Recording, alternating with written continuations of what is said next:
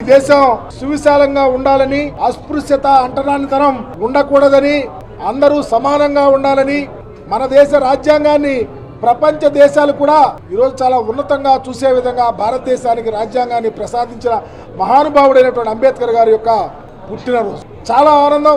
ప్రపంచ వ్యాపితంగా ఉన్నటువంటి అంబేద్కర్ ఆలోచన పరులు, మేధావులు, విజ్ఞులు అందరూ ఈరోజు అంబేద్కర్ గారి జన్మదినాన్ని పురస్కరించుకుని అనేక వేడుకలు చేసుకుంటా ఉన్న తరుణం. పర్టికులర్ గా ఆంధ్రప్రదేశ్ లో బాబాసాహెబ్ ఆలోచన విధానం విరాజిల్లాలని, అంబేద్కర్ గారి యొక్క ఆలోచన ఈ దేశానికే శరణమని ఆలోచించినటువంటి రాజకీయ నాయకులను చాలా మంది చూశాం. వారందరిలో అతి ముఖ్యమైనటువంటి వ్యక్తి, రాజ్యాంగ విలువలను కాపాడిన వ్యక్తి, అంబేద్కర్ ఆలోచన విధానంలో పరిపాలన చేసిన వ్యక్తి మాజీ ముఖ్యమంత్రి వర్యులు జగన్మోహన్ రెడ్డి గారు. జగన్మోహన్ రెడ్డి గారి పరిపాలన అంబేద్కర్ ఆలోచన విధానానికి ముడిపడి ఉంది అని చెప్పడానికి గర్విస్తా ఉన్నాం. అంబేద్కర్ గారు కోరుకున్నది చదువు, ఆరోగ్యం, సమాజంలో అందరూ కలిసి ఉండాలని, వారి స్థితిగతులు మెరుగుపడాలని, ఉన్నత శిఖరాలకు వెళ్ళాలని ప్రతి పౌరుడు ఆలోచిస్తే ఆ ఆలోచన ప్రకారమే జగన్మోహన్ రెడ్డి గారు పరిపాలన చేశాడు. సమాజంలో చదువే ప్రామాణికం, అసమానతలు పోవాలంటే చదువు కావాలని కోరిన అంబేద్కర్ యొక్క ఆలోచన విధానాన్ని భుజాన వేసుకుని జగన్మోహన్ రెడ్డి గారు చదువుకు ప్రయారిటీ ఇచ్చి ఈ దేశంలో ఏ రాష్ట్రంలో చేయని విధంగా చదువులమ్మ తల్లిని ఆంధ్రప్రదేశ్ లో ఓలలాడించి ఈ పేద బడుగు బలహీన వర్గాలు, ఉన్నత కులాల్లో పేదవారు, చదువుకు దూరంగా ఉన్న వాళ్ళందరూ ఉన్నత శిఖరాలకు వెళ్లి ఇంగ్లీష్ చదవాలని ఇంగ్లీష్ మీడియంలో ప్రవేశపెట్టి ఈ రాష్ట్రంలో ఒక చరిత్ర సృష్టించారు.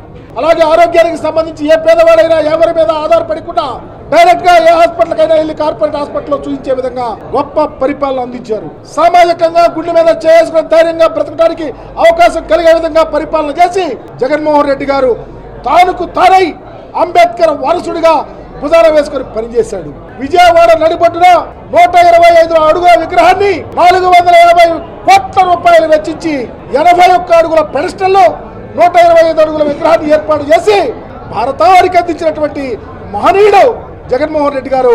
అంబేద్కర్ ఆలోచన విధానం భావితరాల భవిష్యత్తుకు ఉపయోగపడాలని గొప్ప ఆలోచనతో ఈ యొక్క అంబేద్కర్ విగ్రహాన్ని, ఈ శిలారూపాన్ని, ఈ యొక్క బ్రహ్మాండం అంటే విజయవాడ నడిపట్ల ఈ గొప్ప ప్లేస్ ఇచ్చి అంబేద్కర్ గారిని గౌరవించుకుంటే ఈ రోజు చాలా బాధపడతా ఉన్నాం. ఎందుకంటే రాష్ట్ర ప్రభుత్వం అంబేద్కర్ గారిని తాకట్టు పెట్టింది. అంబేద్కర్ గారిని అమ్మి వ్యాపారం చేయాలని చూస్తా ఉంది. నేను అడుగుతా ఉన్నా చంద్రబాబు నాయుడు గారిని, అయ్యా మీరు ముఖ్యమంత్రిగా ఉన్నప్పుడు మీకు ఆలోచన రాలా? అంబేద్కర్ గారి విగ్రహం పెట్టాలని పెట్టలా?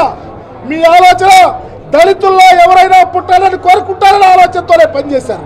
చివరికి ఈ ప్రాంతాన్ని ఆనాడు లూలు కంపెనీకి అమ్మటానికి ట్రై చేశారు.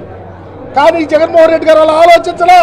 అంబేద్కర్ గారు భావితరాలకు భవిష్యత్ రూపిగా ఉండాలని, ప్రపంచంలో ఎవరైనా ఎక్కడి నుంచైనా వచ్చి ఈ బాబాసాహెబ్ ఆలోచన విధానం చూసి భావితరాలు బ్రహ్మాండంగా బ్రతకడానికి అవకాశం కల్పించే విధంగా చేస్తే ఈ రోజు నువ్వు ఉండేది ఎక్కడ, ఎంత దూరం?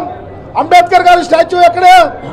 నువ్వు ఎక్కడ బాబాసాహెబ్ అంబేద్కర్ గారికి దండెందుకు వేయలేకపోతా ఉన్నావు? ఎందుకు రాలేకపోతా ఉన్నావు? ఎందుకు అంబేద్కర్ గారి స్మృతివనాన్ని పిపిపి మోడల్లో ప్రైవేట్కి అప్పగించాలని అమ్ముకోటానికి సిద్ధంగా ఉన్నావో చెప్పమని అడుగుతా ఉన్నావు. మేమేమి కళ్ళు లేని కపోచులం కాదు, సేవలు వచ్చిన వాళ్ళం కాదు. ఎక్కడికైనా వెళ్తాం. నువ్వు అంబేద్కర్ గారి విగ్రహాన్ని అమ్మ చూపావా? ఈ ప్రాంతాన్ని అమ్మ చూపావా? నీకు రాబోయే రోజుల్లో ఇదే శాసనం అవుతుంది. మరణ శాసనం అవుతాకి పార్టీ మరణ శాసనం అవటానికి సిద్ధంగా ఉంటుంది. ఎందుకంటే మా దేవుడు విజయవాడ నడిపట్లో పెట్టినటువంటి జగన్మోహన్ రెడ్డి గారి యొక్క ఈ కృతజ్ఞతలో ఈ భారతావనిలో ఉన్న అంబేద్కర్ అంతా చెప్తాం. మేము ఒకటే చెప్తా ఉన్నాం, రాబోయే రోజుల్లో నువ్వు ఇది ప్రైవేటు పరం చేస్తే రాష్ట్ర వ్యాప్తంగా కదిలిస్తాం. రాష్ట్ర వ్యాప్తంగా అందరినీ వచ్చి మిమ్మల్ని అట్టకాయిస్తానికి సిద్ధంగా ఉంటాం. తస్మాత్ జాగ్రత్త. వైఎస్ఆర్ కాంగ్రెస్ పార్టీ అధినాయకుడు జగన్మోహన్ రెడ్డి గారు గొప్ప ఆలోచనతో పెట్టినటువంటి ఈ యుగం భావితరాలకు దిక్చూచిగానే ఉండాలి తప్ప వ్యాపారానికి ఉండొద్దు, వ్యాపారం చేయొద్దు. ఎక్కడి నుంచి అయినా ప్రభుత్వం దీన్ని చక్కగా మెయింటైన్ చేయండి.